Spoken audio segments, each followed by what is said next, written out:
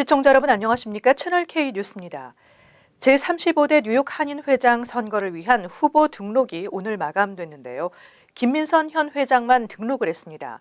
단독 후보가 된 김 회장은 총회 인준 등의 절차를 거치면 33년 만에 재선에 성공하는 회장이 됩니다. 지한샘 기자가 보도합니다. 제35대 뉴욕 한인회장에 김민선 현 회장이 단독으로 후보 등록을 했습니다. 김민선 회장은 후보 등록 마감일인 오늘 오후 선관위에 후보 등록 서류를 제출하고 확인서를 교부받았습니다.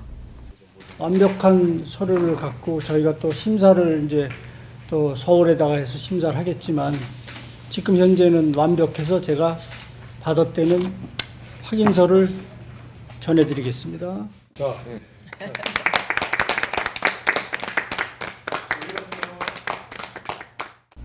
선관위는 회칙에 따라 앞으로 일주일 정도 서류 확인 작업을 하고 후보자 연설회와 후보자 토론회 등의 절차를 거친 후 총회를 통해 인준을 받게 됩니다. 아직 정확한 일정이 나오지는 않았지만 당초 선거일로 예정되었던 3월 5일 이전에 총회를 개최하고 3월 6일 당선 공고와 당선증 발급을 하게 됩니다. 단독 후보로 사실상 연임이 확정된 김민선 회장은 내실 있는 한인회가 될 수 있도록 노력하겠다고 밝히고 이민사 박물관 건립, 전임 회장 소송권 등을 잘 마무리하겠다고 말했습니다. 아직 한인회관의 소송 문제라든지 빌딩 층간의 수요 문제 그리고 테넌트들의 그 리스 문서 작성 이것이 지금 하고 있는 중이기 때문에 누군가는 이 일을 어느 정도 마무리해야 된다는 생각에 제가 김민선 회장이 34대에 이어 35대 뉴욕 한인 회장이 되면 지난 1984년 강익조 회장 이후 33년 만에 재선에 성공하는 한인 회장이 됩니다. 채널 K 뉴스 지한샘입니다. 윤여태 저지시리시의 시의원이 시장 선거자금 모금을 위해 한인사회에 지지를 호소했습니다. 윤 의원은 선거를 위한 세이드머니가 모이는 대로 공식 출마 선언을 할 것을 밝혔습니다. 이보연 기자의 보도입니다. 한인 정치력 신장을 외치며 저지시티 시장직에 도전하고 있는 윤여태 저지시티 시의원. 뉴저지주 주민투표로 시장 선거가 11월로 미뤄지면서 소요될 예상 선거자금 규모가 더 커져 추가적인 모금 활동이 불가피해졌습니다. 윤 의원은 오늘 오전 뉴저지 풍림연회장에서 기자회견을 열고 오는 9일 K라디오에서 방송될 라디오 모금 생방송을 알리며 한인 사회의 관심과 지지를 당부했습니다. 114년 만에 메트로폴리탄 지역에 한인 시장을 창출할 수 있는 아마 유일한 기회가 되지 않을까 그렇게 생각합니다. 근데 그것이 결코 저 혼자 이루어질 수 있는 것이 아니라 여러분들의 동포들의 후원이 없이 이루어질 수 없고 이 결과가 만약에 좋은 결과를 나타내고 성공적이라 한다면 앞으로 우리 후세들, 2세들이 앞으로 정치 주류기에 나갈 때 크게 힘이 될 수 있는 하나의 역사를 만드는 게 아닌가 이렇게 생각을 했습니다. 현재 빌 매치쿠디스 전 저지시티 법무국장, 찰스 메노 전 뉴저지주 하원 의원 등이 이미 출마 선언을 했고 현직 시장도 출마가 확실시되는 상황이라 치열한 선거전이 예상되고 있습니다. 하지만 윤 의원은 한인 사회의 지지를 받는다면 반드시 승리할 수 있다는 자신감을 보이고 있습니다. 커뮤니티 혼을 받지 못하는 정치인은 그 정치인으로서 나설 수가 없기 때문에요. 그래서 꼭 나오는 말이 미국 신문에 나오니 마이클 윤이 과연 얼만큼 한인 커뮤니티로 재정적 지원을 받느냐. 거기에 마이클 윤이 시장이 되느냐 안 되느냐가 결정돼 있다고. 한편 윤 의원은 모금 총액이 70만 달러가 되면 3월 중 공식 출마 선언을 하겠다고 밝혔습니다. 채널 K 뉴스 이보현입니다. 트럼프 대통령이 사회복지 혜택을 받은 전력이 있는 이민자들을 강제 추방하는 초강경 2차 행정명령을 준비하고 있는 것으로 전해졌습니다. 의회 전문지 더 힐은 1일 워싱턴 포스트의 보도를 인용해 백악관이 2차 반이민 행정명령 발표를 준비하고 있으며 이 행정명령은 푸드스탬프나 메디케이드와 같은 공적 부조 수혜 이민자를 대상으로 한다고 말했습니다. 우선 5년 이내에 연방정부의 공적 부조 혜택을 받은 적이 있거나 받고 있는 외국 국적자로 영주권자가 아닌 비이민 비자 신분이나 불법 체류 이민자가 행정명령의 적용 대상이 될 것으로 보입니다. 하지만 미국의 합법적인 거주자들도 메디케이드나 푸드스탬프 혜택을 받았을 경우 행정명령 적용 대상에 포함될 수 있는 것으로 알려지면서 이민사회가 불안해하고 있습니다. 또 이 행정명령은 미국에 입국해 공적 부조에 의존하게 될 이민자나 비이민 비자 소지자의 미국 입국을 엄격히 차단하도록 비자 심사를 강화하는 조항도 포함되어 있습니다. 앞으로 유학생 등 단기 비자 신청자에 대한 사전 심사가 크게 강화될 것으로 보입니다. 이 밖에 현재의 합법 이민 시스템을 전면 개혁하는 별도의 행정명령도 준비되고 있는 것으로 알려졌습니다. 더 힐은 고학력, 전문 기술을 가진 이민자 위주로 이민을 허용하는 캐나다 방식의 메릿 포인트 시스템을 도입하는 방안을 강구하고 있다고 전했습니다. 영주권자가 관련 양식을 접할 때 서명에 주의를 기울여야 하겠습니다. 도널드 트럼프 대통령의 반이민 행정명령 발동 후 입국 심사 때 영주권 포기 강요 주장이 제기되고 있습니다. LA 지역 매체 KPCC에 따르면 자유시민연합의 스테이시 돌친 변호사는 지난달 27일 이후 LA 국제공항에서 연방기관 직원이 I-407 서명을 강요하고 항공사가 국제선 기내에 I-407 양식을 비치했다고 주장했습니다. I-407은 합법적인 영주권 포기 기록 양식입니다. 돌친 변호사는 무슬림 7개국을 다녀온 영주권자가 2차 입국 심사 때 연방 세관 국경 보호국 직원으로부터 I-407에 서명할 것을 종용받았다고 주장하며 이에 대해 소송을 제기했습니다. 이민 변호사들은 I-407은 강요가 아닌 자발적 의사에 따라 작성돼야 하고 만약 서명을 강요받더라도 서명을 원하지 않는다고 밝히고 이에 응하지 않으면 된다고 말했습니다. 블룸버그 통신도 무료 법률 서비스를 제공하는 퍼블릭 카운슬의 레이첼 오디오 변호사의 말을 인용해 LA 국제공항에 착륙한 몇몇 항공사들이 기내에서 I-407을 배포했다고 보도했습니다. 카타르 항공사 측은 블룸버그 통신과의 인터뷰에서 매우 흔치 않은 사례라고 공식 입장을 밝혔습니다. 한인 변호사들은 영주권자가 관련 양식을 접할 때 서명에 주의해야 한다며 한인 여행객들의 주의를 당부했습니다. 한편 연방세관 국경보호국은 이와 관련해 입장을 밝히지 않고 있습니다. 트럼프 대통령의 반이민 행정명령에 대한 저항이 확산되고 있습니다.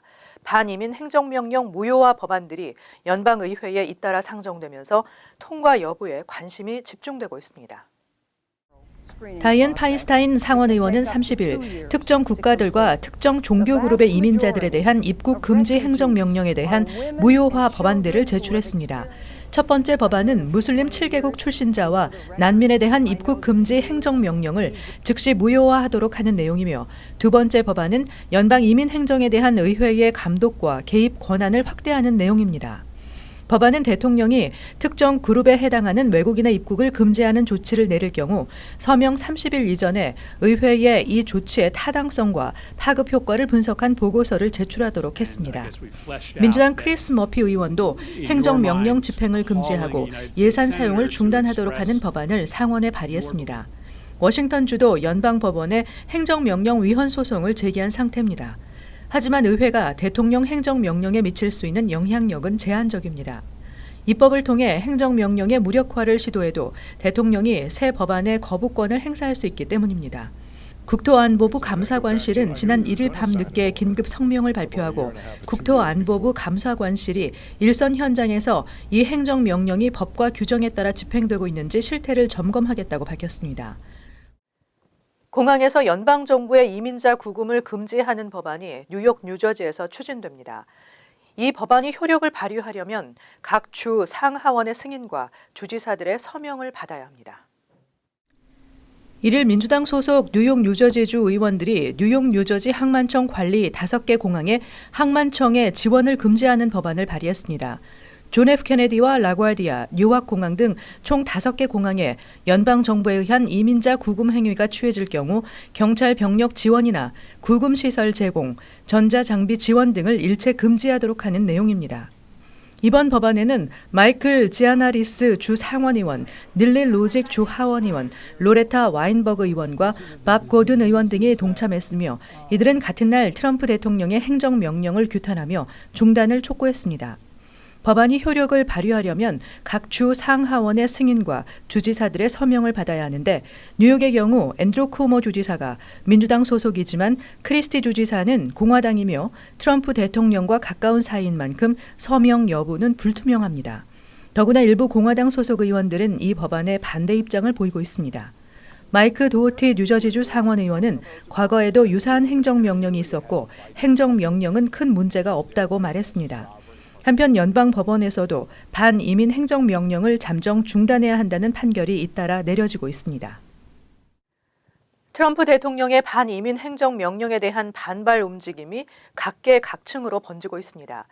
뉴욕시 소규모 식료품점들이 일시적으로 파업에 들어갔고 택시 기사, IT 업계 등까지 반발이 번지고 있습니다. 이일 낮 12시부터 오후 8시까지 뉴욕시 전역의 식료품점과 라틴계 식료 잡화점, 보데가 천여 곳이 트럼프 대통령의 행정명령에 반대하는 파업을 단행했습니다. 파업을 주도한 예멘계 업주들과 뉴욕시 아랍 아메리칸 차별반대위원회, 무슬림 커뮤니티 네트워크 등은 페이스북을 통해 많은 식료품점과 보데가가 일제히 영업을 중단함으로써 이들이 뉴욕시 경제와 사회 구조에서 얼마나 중요한 역할을 하고 있는지를 보여줄 수 있다며 반이민 행정명령에 영향을 받는 이들을 위해 서로 도울 것이라고 밝혔습니다. 뉴욕시 전역의 예멘 이민자 소유 식료품점은 4천에서 6천여 개로 추산되고 있어 시 전체 식료품 업계에서 차지하는 비중은 큽니다. 같은 날 이들은 브루클린 보로홀에서 트럼프 행정부의 이민 정책을 규탄하는 반대 집회 시위를 열기도 했습니다. 앞서 지난달 28일에는 뉴욕 JFK 공항 택시 운전사들이 행정명령에 항의하며 1시간가량 파업을 벌였고 29일은 배터리팍에 수천 명의 시위대가 반이민 행정명령을 철폐하라며 목소리를 높였습니다. 한편 각 IT 업계들도 대책을 발표하는 등 트럼프 행정부의 반이민 행정명령에 대한 반발 움직임이 각계각층으로 번지고 있습니다. 미국 고용시장이 호황을 보이고 있습니다. 지난 1월에 새로 생긴 일자리 수가 넉 달 만에 다시 20만 개를 넘어섰습니다. 3일 노동부는 지난달 비농업 부문 신규 고용 증가량이 22만 7천 건으로 나타났다고 발표했습니다. 금융시장의 증가량 예상치를 넘어섰고 고용시장의 호조와 부진을 판단하는 기준선인 20만 건을 넘어선 것으로 고용시장의 강한 호황 상태로 분석됐습니다. 지난해 11월에 비농업 부문 신규 고용 증가량은 20만 4천 건에서 16만 4천 건으로 같은 해 12월의 경우에는 15만 6천 건에서 15만 7천 건으로 각각 수정됐습니다. 하지만 지난달 실업률은 0.1%포인트 소폭 상승했습니다. 지난달 시간당 평균 근로소득은 한 달 전보다 3센트 오른 26달러로 나타났으며 전년에 비해 임금 증가율은 2.5%였습니다.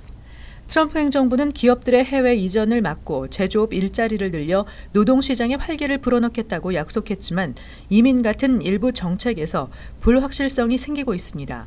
하지만 전반적인 고용시장의 호조에는 영향을 주지 않고 있는 것으로 풀이됐습니다.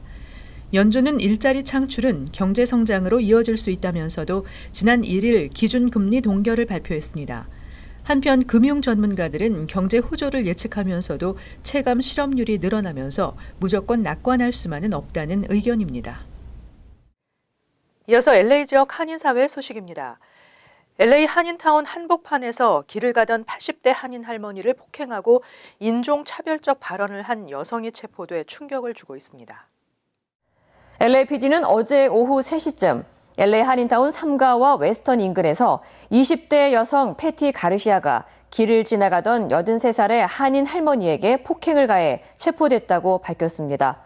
목격자 증언에 따르면 당시 가해자는 할머니의 머리 뒷부분을 주먹으로 때리며 폭행을 가했고 이 충격으로 할머니가 넘어지며 이마에 상처를 입어 출혈까지 발생했습니다.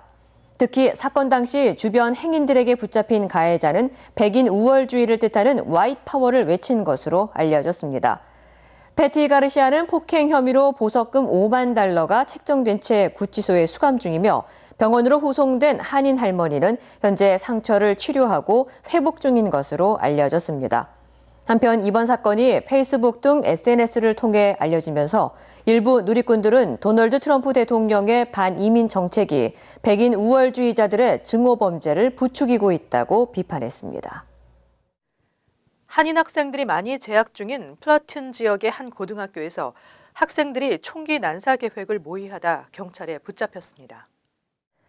플러튼 경찰은 트로이 하이스쿨에 재학 중인 학생 2명이 교내 축구 경기가 열리던 날 총기 난사 범행 계획을 세우다 당시 이를 엿들은 주변인의 신고로 체포됐다고 밝혔습니다. 경찰은 이들 두 학생이 인터넷으로 각종 총기는 물론 지난 1994년 발생한 콜로라도주 컬럼바인 고등학교 총기 난사 사건 등을 검색한 정황을 포착했다고 덧붙였습니다. 한편 중범죄를 모의한 혐의로 체포된 두 학생은 풀려난 상태입니다. 이어서 월드리포트입니다. 파리나 뉴욕하면 세련된 국제도시의 이미지가 떠오릅니다. 그런데 두 도시 모두 쥐와의 전쟁을 선포했습니다. 프랑스 파리의 한 공원. 쥐 한 마리가 빵을 물고 통통 뛰어갑니다. 자세히 보니 공원을 배회하는 쥐가 한두 마리가 아닙니다. 주택가 뒷골목도 마찬가지고 곳곳에 쥐 굴도 보입니다. So I always say that Paris is as full of holes as a Swiss cheese. There are lots of holes rats can use to get into buildings. 파리에 사는 쥐는 최근 600만 마리로 급증해 사람보다도 3배나 많아졌습니다. 버려지는 음식물이 넘쳐나고 지난해 겨울 날씨가 따뜻해 번식하기 좋은 환경이 만들어진 탓입니다. 문제는 혐오스럽다는 데서 그치지 않습니다. 쥐떼가 각종 질병을 퍼뜨리기 때문입니다. We have to do it because when there are too many rats in a park, they get too close to people, to children, and they can transmit disease. 결국 쥐떼와의 전쟁을 선포한 파리시는 곳곳에 쥐 덫을 설치하고 주요 공원들을 한때 폐쇄했습니다. 또 쥐들이 쓰레기통을 뒤지지 못하도록 쓰레기통 디자인까지 다 바꿀 계획입니다. 미국 뉴욕도 쥐 때문에 골머리를 앓고 있습니다.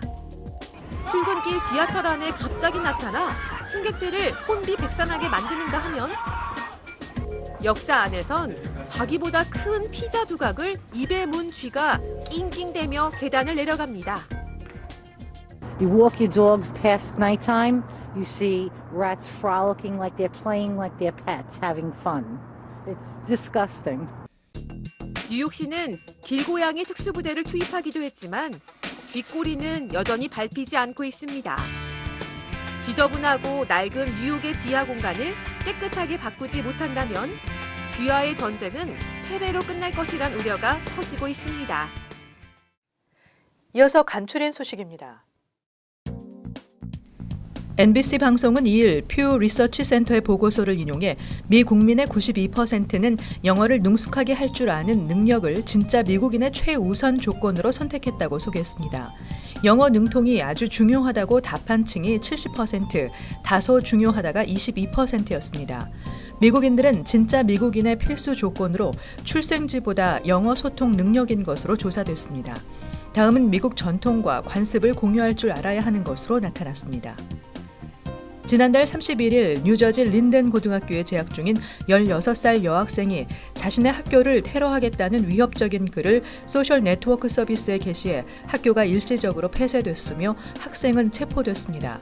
한편 뉴저지주에서는 미성년자가 사이버 테러를 했을 경우 당사자와 부모 또는 보호자가 사이버 테러 재발 방지 수업을 듣도록 규정하고 있습니다.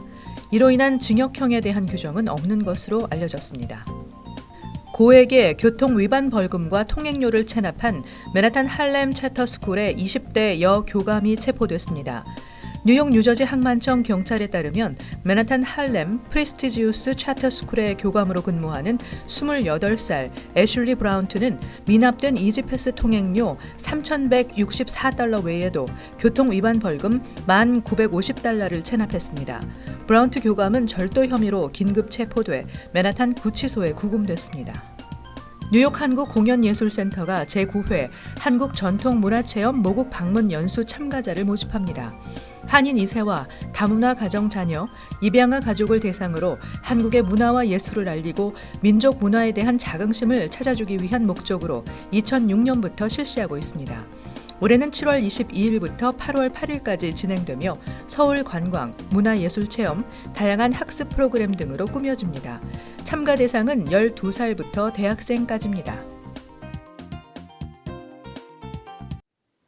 다음은 환율과 증권 소식입니다.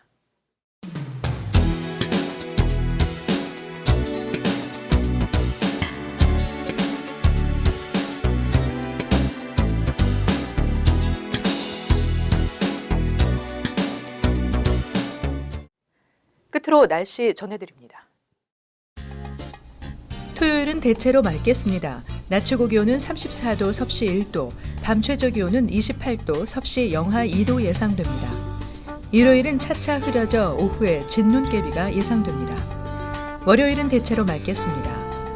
화요일은 흐리겠고 진눈깨비가 예상됩니다.